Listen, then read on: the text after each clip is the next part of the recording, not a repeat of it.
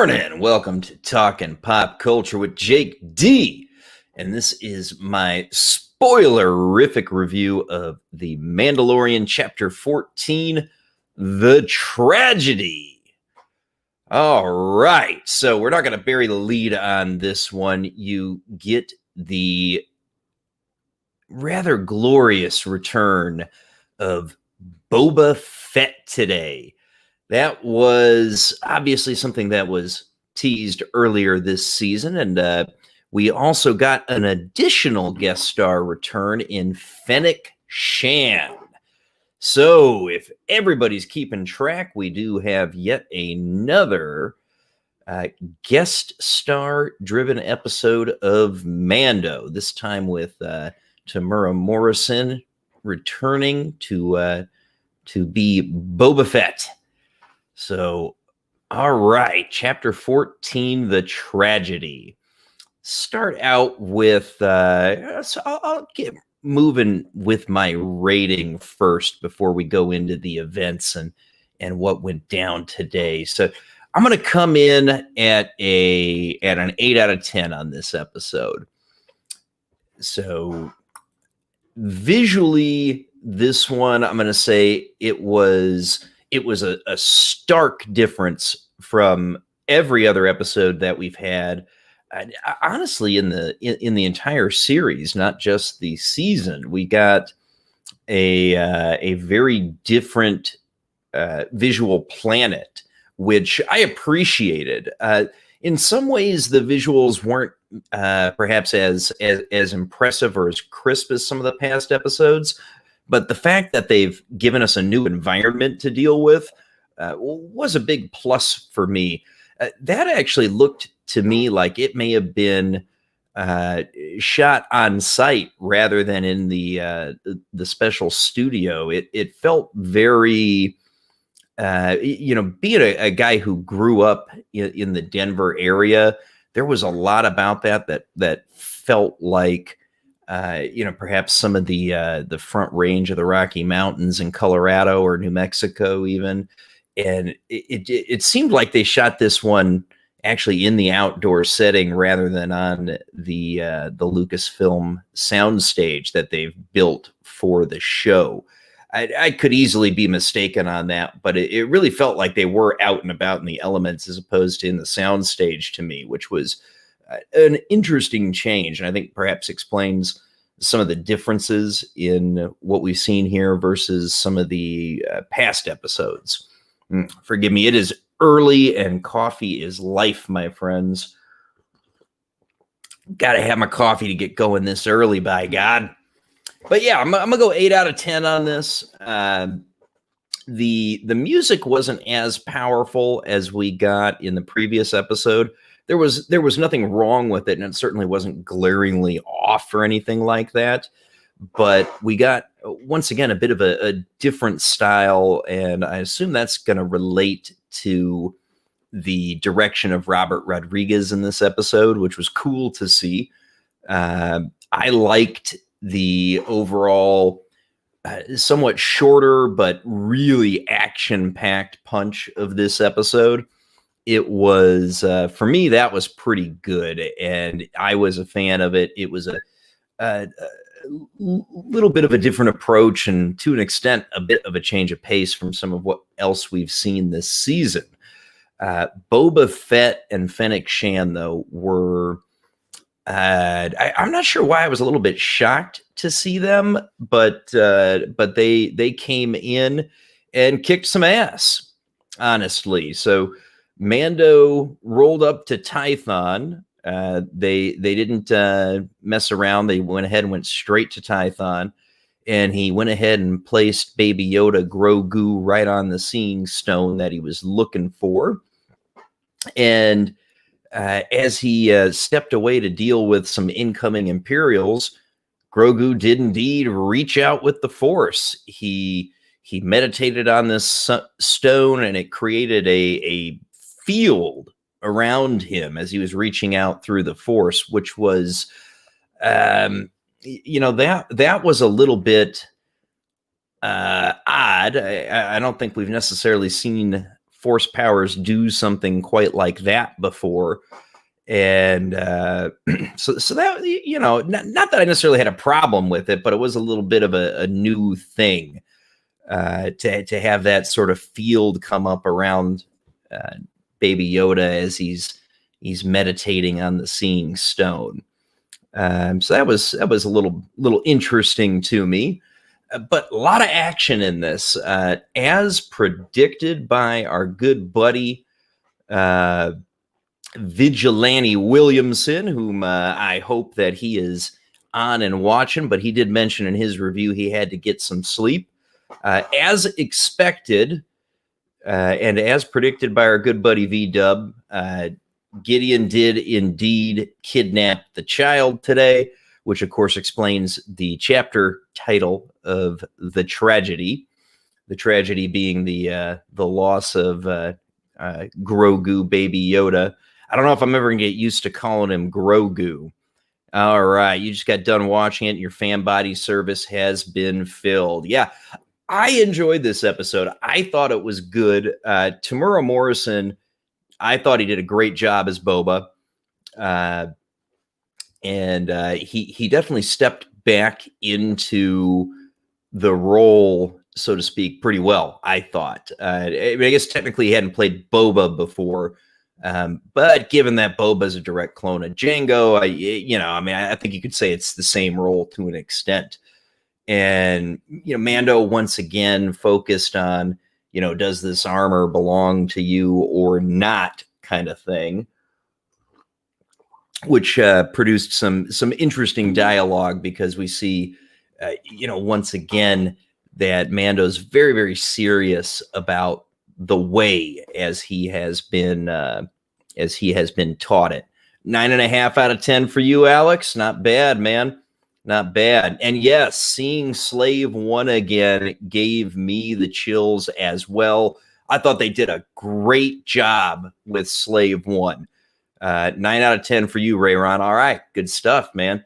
Good stuff. It was, I feel good with my 8 out of 10. I did enjoy the episode. It just wasn't quite to the level of last week for me. Very good episode, though. I liked it quite a bit. 9.5 from Alex. Good to see you guys this morning, by the way. So, quick recap of what happened. So we roll into Tython, and as they're in flight approaching it, Mando works with Baby Yoda to grab the little ball for his control stick that he loves so much. And he gets him to the Seeing Stone, and he goes ahead and he reaches out with the Force, and bam, as expected, Moff Gideon's boys show up to assault them shortly after Mando runs into Boba and Fennec Shan. And we see that, I'm glad they did this. It almost seemed like a little bit of unnecessary, but you do need an explanation for how the hell Fennec Shan survives. And, she opens herself up, and she's been, worked on a little bit. She's got some mechanical innards there in her belly. I thought that was kind of a cool shot. And, you do need an explanation for how that lady survived, because she certainly looked like she was dead when we last saw her in season 1. Oh, coffee. Got to have coffee early in the morning, by God. So Fennec and Boba, they're chatting with Mando. Fennec's working for Boba because he saved her ass. And Boba wants his armor back. Says he's been tracking him since he took it for Cobb Vanth.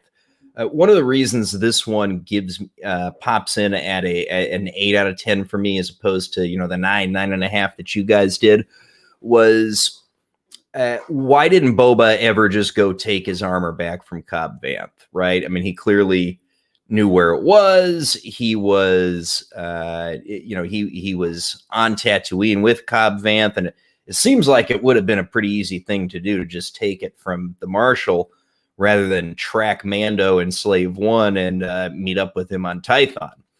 So I haven't felt like something like this since Empire, to be honest. Seeing the villain actually give some threat to our heroes for once. Actually, story plots. Yes, agree 100%. The episode had stakes, and the setup overall was very good. The sort of parlay between Boba and Mando gets interrupted by the arrival of the Empire, of course, and Mando pops off to try to collect the child. And in the meantime, Boba and Fennec hold off the stormtroopers. A lot of good blaster fighting scenes, the type of thing that in a lot of ways that we were waiting for from this show in some ways, right? I mean, badass bounty hunters being badass bounty hunters. They get in a major firefight. Fennec Shan, of course, her legendary aim comes into play big time. Boba is assisting in the fight against the stormtroopers, but then, of course, he spots the Razor Crest where he knows his armor is. And we get a really cool scene where the reintroduction of Boba in his armor was really, really good. And yes, Dark Troopers, baby. EU arrival being legit. I did appreciate that. I remember Dark Troopers. I want to say it was, I'm trying to remember which game that was. You play it was Dark Forces, I think was the name of the game, where they had the Dark Troopers, where you're playing a guy who's force sensitive. And I think it was in the sequel to that game where he actually steals the Death Star plans, which was good.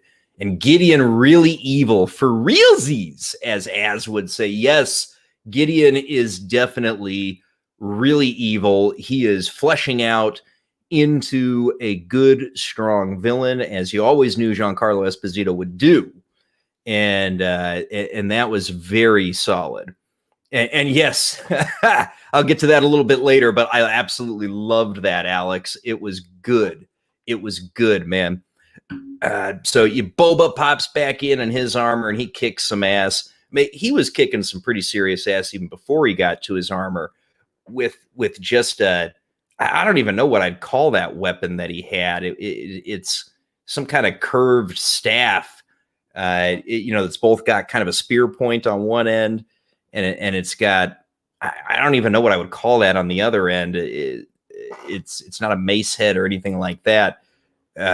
But I mean, Boba was a badass with that staff. And yes, Giancarlo Esposito, perfect casting as the villain in this show. He absolutely was. I enjoyed Robert Rodriguez's direction in this one. I thought it fit really well for what they were trying to do and what the goals and the purpose of this particular chapter were. Mando, when he ran up and tried to grab the child again, he got blasted back and knocked cold for a little while from being repelled by that field the child created. It's like a stick from Sand People and KOTOR 1. Yeah, I didn't think that looked like a gaffy stick from KOTOR 1. I've actually been playing that relatively recently, and those are more straight. I don't remember seeing them curved like that, but I could be mistaken easily. Although that would make sense given that Boba was on Tatooine for sure. Mando joins the fight. He drops down with Fennec Shan. He uses his whistlers to take out a number of the stormtroopers. And the three bounty hunters, they fend off a couple squads of stormtroopers who they go ahead and bug out. And as soon as these guys bug out, Boba takes down their two transport ships with the rocket on the back of his jetpack. And sure as shit, finally, we've all been expecting this, I think. The Razor Crest gets blown to hell. It's Gideon from orbit just blasts it, and the Razor Crest is no more. R.I.P. Razor Crest.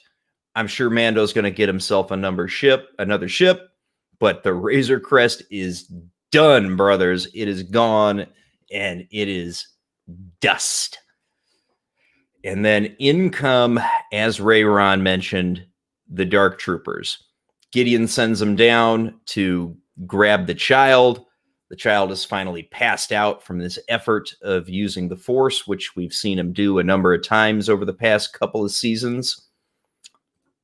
And all right, it was a gaffy stick. Okay, fair enough. So the Dark Troopers come down and they grab the child and they just jet straight back up to Gideon's ship. Gideon's ship, it's not a Star Destroyer. I have seen somebody mention what type of ship that was, and it is also from the EU.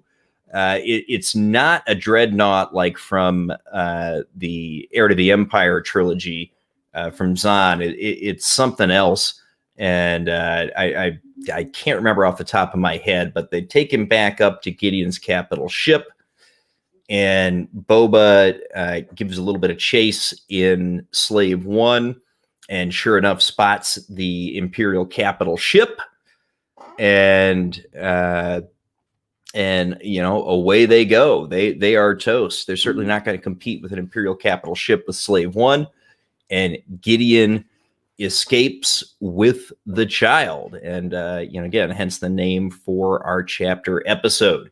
Yes, our heroes did get screwed, and I am excited for the next episode as well. Boba, Fennec, and Mando, they tee up together, and they have a sort of quick chat as an after action after the battle is over, and Boba agrees to continue to help Mando as far as keeping the child safe is concerned. And as predicted by our buddy V-Dub, Mando gets to work on rounding up the crew that he's going to use to try to retake the child. Before they leave Tython, though, of course, Din's going through the wreckage of the Razor Crest.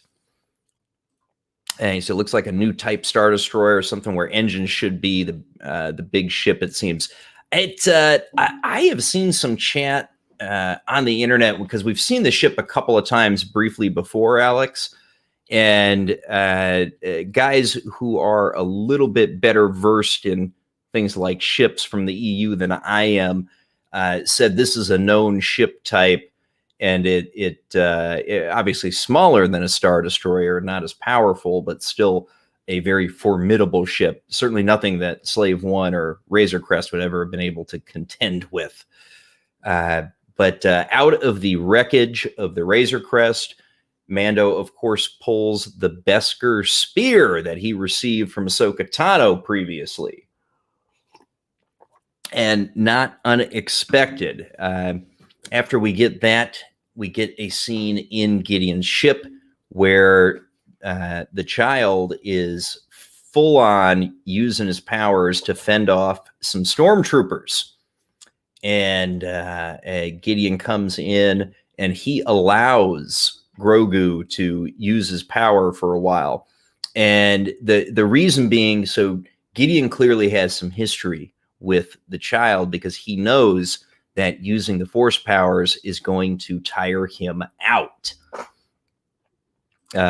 These were some of the pre during the time of the Empire type books, which I never really read many of myself, Alex. So that's why I have no idea what the name of the ship is. And yes, seeing the dark side child. Yeah, because I mean, he's reaching out and he's force choking these two stormtroopers and, whipping them against each other. And clearly he's feeling his anger a little bit, I think. But it poops him out, as we've seen throughout the series. And once he gets tired out from his use of the Force, Gideon has him sedated and manacled. And he is informing Dr. Pershing that the donor is secured. And yeah, that would be pretty cool to see some dark side child, some drama and emotions. You betcha. Somehow I've just got this feeling that Grogu is going to assist in his own escape a little bit. I don't think that's a big stretch. So, but Mando and Boba and Fennec, they head back to Navarro, and he pops into Cara Dune's office. We got to see a little bit of Gina in the Gina Carano show again today, which was great. And, once again, as sort of expected and predicted, she's got that New Republic badge with her, and she's a Marshal of the New Republic. And he is going back after the guy who screwed him over last season in the prison ship. And he wants to bust this guy out to help him track down Gideon's ship. So what do we got left, man? We got 2 chapters left. And once again, as predicted by our buddy Vigilante Williamson, V-Dub, today's episode was the kidnapping of the child by Moff Gideon. On the plus side, with the Razor Crest destroyed, they don't have to worry about being tracked by Moff Gideon anymore. So that's a good thing. And then what we got next episode, he's going to round up the crew. And then the final chapter of the season is going to be presumably the rescue of the child and a showdown between Moff Gideon and Din Djarin, Darksaber versus the Beskar Spear. I think that's pretty clearly, as we predicted, going to be how this season plays out.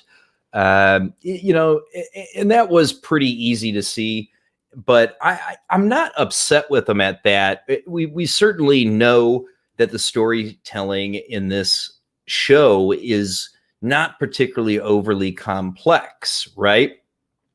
But the execution and what the product that they're putting on the screen is definitely what matters. Yeah, or maybe a cliffhanger with Gideon taking the kid and then waiting for the new season.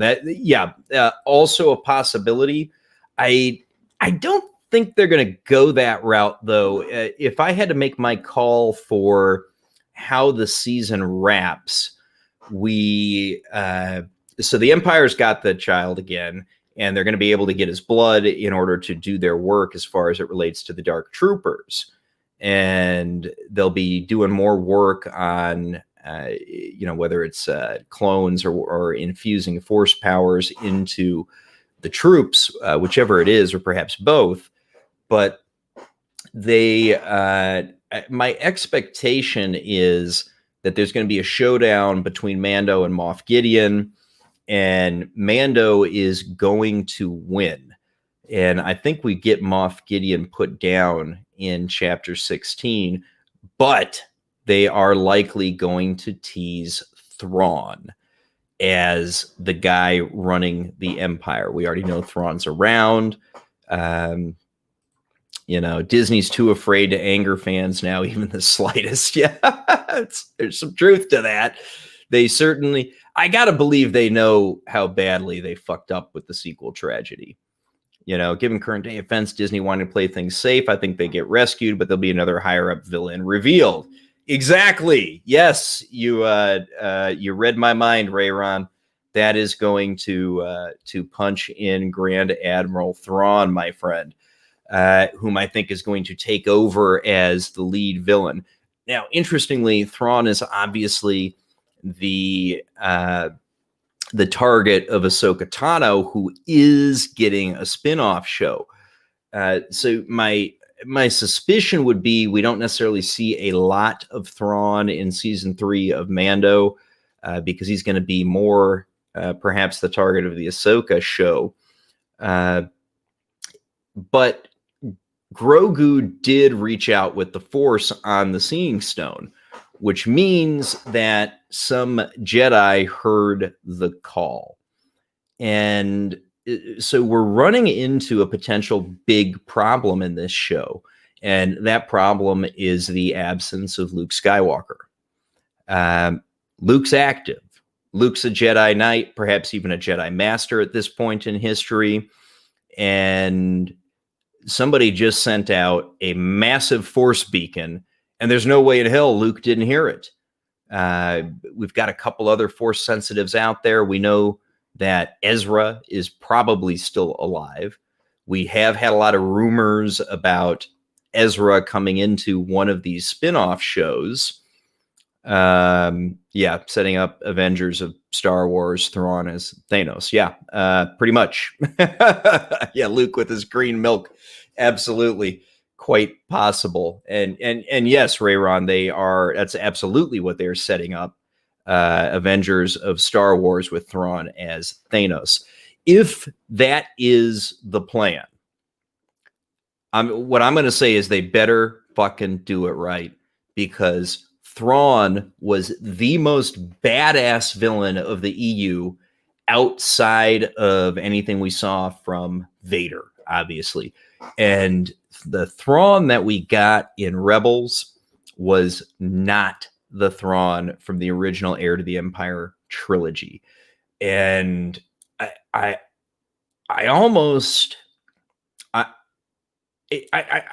really a little worried about Thrawn coming in as a big bad in this sort of Filoni-verse of Disney shows, because what they did to him in Rebels was a disservice to the character. Morning, Lord Thoth. Good to see you here, my friend. Glad to have you. So Thrawn coming in as the big bad, they better do him justice, because he was, in the way that we love Moff Gideon as a villain in this so far, Thrawn was even a step above and beyond in the books that he starred in with his introduction, Heir to the Empire, Dark Force Rising, and The Last Command. And if you don't do Thrawn justice in this series, guys like me who read those books when we were kids, and I remember when all that stuff came back out and Star Wars started getting big again in all those novels, and Thrawn was just the man. And if he is not the badass that he deserves to be, that's going to, for me at least, cause my reaction to that to suffer. But Thrawn is my favorite EU character, period. Agreed. There was nobody better in any of the EU than Grand Admiral Thrawn. And yes, Rebels Thrawn was awful. So if he is coming in to take over as the big bad of the shows that we're going to see, and to Rayron's point, they're setting up an Avengers of Star Wars, and with Thrawn as the big bad, if they don't do that right, it's going to piss me off. But I think that's clearly what we are setting up. And yes, I would far prefer the Favreau-verse versus the Filoni-verse. I'm with you 100% on that, Alex. We certainly see Favreau appears to be the leading creative control in this show. And as long as he remains in charge of the Star Wars shows in general, in the, sort of the position that we get from the Kevin Feige in the MCU, I'm going to feel comfortable. If we stretch into more Filoni having that role than Favreau, I'm going to be a little bit worried, quite honestly. But yeah, that's where we're at, man. Chapter 14 of the Mando. I am definitely a solid 8 out of 10 on this. It was, there were a couple of things, mainly I think the production value in this particular episode could have been a little bit better. Maybe it was because of the true exterior shots as opposed to the soundstage. The music wasn't as powerful as, say, we had in Chapter 13. And those are kind of things that nudge it down a little bit to the 8 for me versus the 9.5 that you guys had. But it was a very good episode. I absolutely enjoyed it. And I'm really looking forward to the ride through to the end of this season, because they're telling a good story. I'm enjoying it. I'm loving it. And I can actually say there is Star Wars on the screen that I like and I'm having a good time with again. All right. And an 8 from Lord Thoth. All right. You're right there with me, brother. All right, gentlemen. Appreciate you all being here this morning. Everybody have a great, great day. And we will catch you probably the next time I'll be on. I'll be howling about entertainment on Sunday evening.